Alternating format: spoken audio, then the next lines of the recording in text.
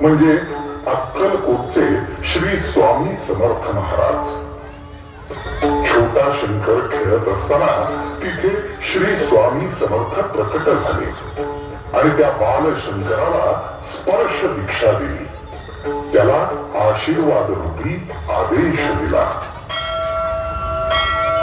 हिमालयात केदारेश्वर इथे जा आणि स्वतःचा शोध घे आणि पुढील आयुष्य समाजाचं दुःख दूर करण्याकरता कार्यरत राहा.